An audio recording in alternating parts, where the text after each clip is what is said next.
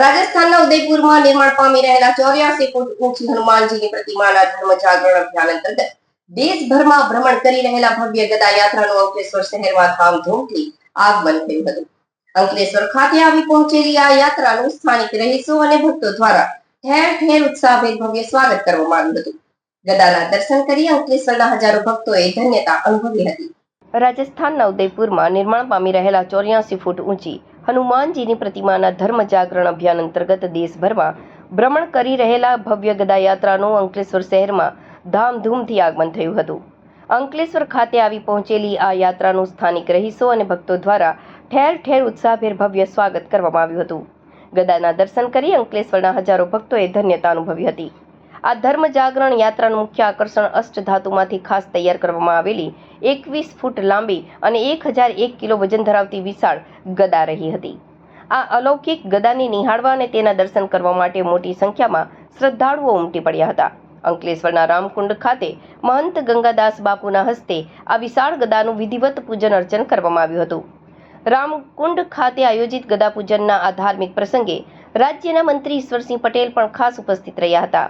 તેમણે ગદાના દર્શન અને પૂજા અર્ચના કરી આશીર્વાદ મેળવ્યા હતા. યાત્રાના આયોજકોના જણાવ્યા અનુસાર આ ગદા યાત્રા છેલ્લા 30 મહિનાથી સતત ભ્રમણ ભારતના વિવિધ રાજ્યો અને શહેરોમાં કરી રહી છે. યાત્રાનો મુખ્ય હેતુ દેશમાં ધર્મ જાગૃતિ ફેલાવવા, ભારતીય સંસ્કૃતિનું સંવર્ધન કરવું અને હનુમાનજી પ્રત્યેની લોક આસ્થાને વધુ પ્રબળ બનાવવાનો છે. ગદા યાત્રાના આગમનને પગલે સમગ્ર અંકલેશ્વર પંથકમાં ભક્તિમય અને ધાર્મિક માહોલ સર્જાયો હતો. જય શ્રી રામ અને જય હનુમાન ના નારાઓ સાથે વાતાવરણ ગુંજી ઉઠ્યું હતું અને ભક્તોનો ભારે ઉત્સાહ જોવા મળ્યો હતો. જય સિયારામ.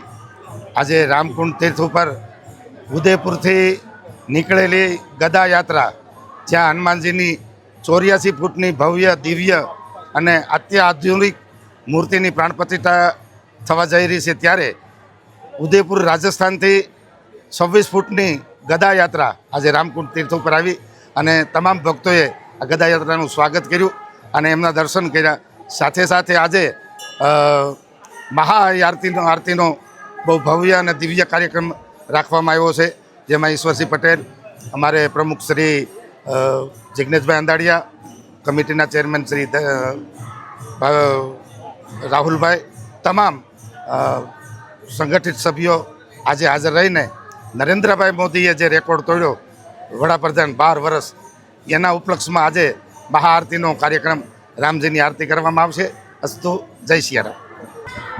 આ દેશના યશસ્વી પ્રધાનમંત્રી આદરણીય શ્રી નરેન્દ્રભાઈ મોદી સાહેબના પ્રધાનમંત્રી તરીકેના 12 વર્ષ પૂરા કરીને 13મા વર્ષે પ્રવેશ કર્યો છે, ત્યારે અને ગુજરાતની અંદર પણ 2001થી 2014 સુધી રાજ્યના મુખ્યમંત્રી તરીકે પણ અનેકવિધ સેવાઓ કરીને આજે દેશના વડાપ્રધાન તરીકે જ્યારે 12 વર્ષ પૂરા કર્યા, ત્યારે 13મા વર્ષના મંગળ પ્રવેશમાં મોદી સાહેબના દીર્ઘાયુ અને દેશની પ્રગતિ માટે સ્વાસ્થ્ય સારું રહે માટે આજે મહાઆરતીનો પ્રોગ્રામ રાખ્યો. ત્યારે અહીંયા અમારા રામકુંડ મંદિર ખાતે હજારોની સંખ્યામાં ભાવિક ભક્તો આ મહાઆરતીનો એમણે લાભ લીધો. ત્યારે મોદી સાહેબ જે રીતે 4399 દિવસ વતાવીને જ્યારે 4400મા દિવસમાં જ્યારે પહોંચી રહ્યા, ત્યારે મેં ખૂબ શુભેચ્છા પાઠવ્યો છે.